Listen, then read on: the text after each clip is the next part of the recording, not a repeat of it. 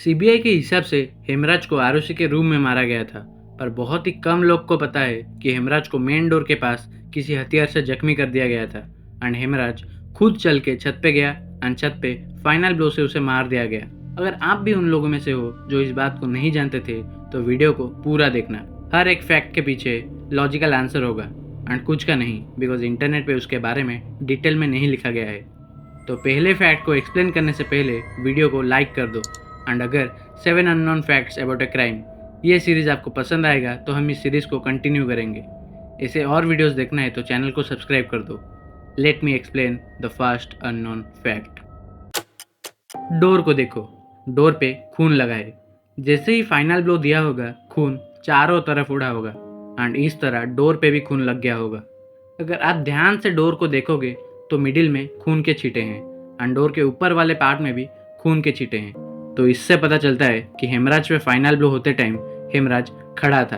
अगर हेमराज आरुषि के रूम में मर गया होगा तो ऊपर छत पे लाके किलर ने हेमराज को लेटा दिया होगा एंड एक लेटे हुए पर्सन पे हुए अटैक से खून इतने ऊपर तक नहीं आता। अगर आता भी तो डोर के नीचे वाले पार्ट में बहुत ज़्यादा खून लगता, पर नहीं, वहाँ खून बहुत कम मात्रा में है। एंड एक और बात कि आरुषि के रूम में हेमराज का खून का एक भी बूंद नहीं मिला था।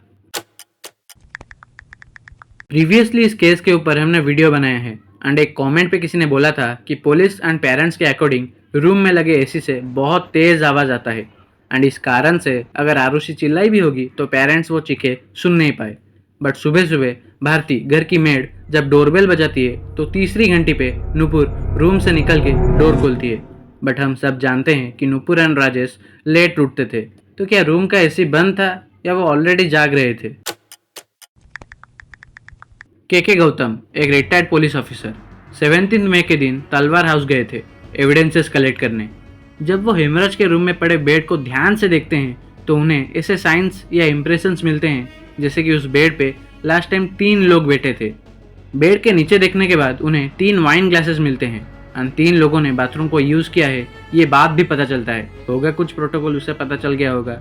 एंड मेन बात ये है कि कोर्ट में सीबीआई ने ये पूरे बात को दबा दिया, मतलब इस चीज़ के बारे में और कभी कोर्ट में बात नहीं करी गई। तलवार क्लिनिक पे एक बंदा काम करता था, कृष्णा थडराई। उसके ऊपर जब नार्को टेस्ट करा गया तब उसे 3 क्वेश्चन पूछे गए कि खून कैसे करा गया, कितने लोग थे एंड हेमराज के फ़ोन का क्या हुआ।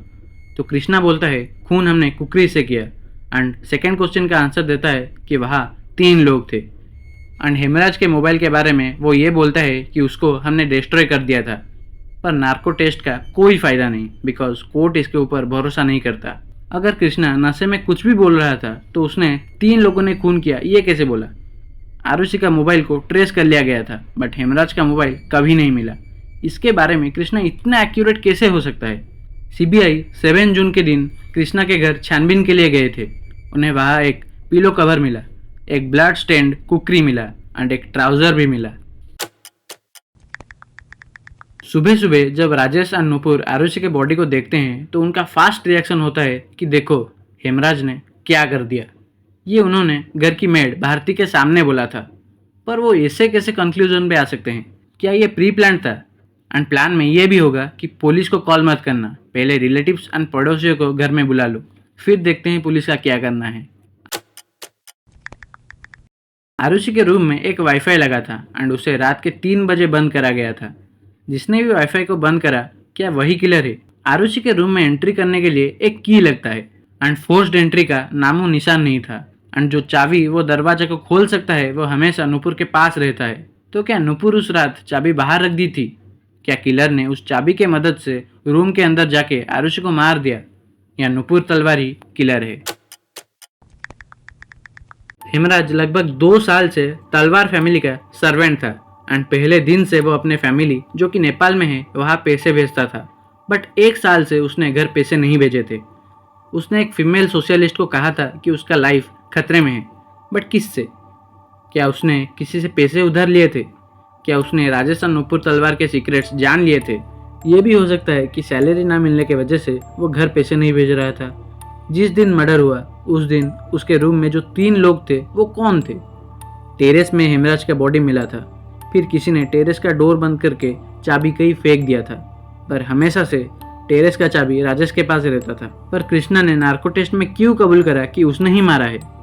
This is the mystery of Aarushi Talwar case. ये सीरीज अगर आपको पसंद आएगा तो कमेंट कर देना रीज, तो हम इस सीरीज को कंटिन्यू करेंगे। ऐसे कंटेंट आते रहेंगे। क्राइम रीज साइनिंग ऑफ।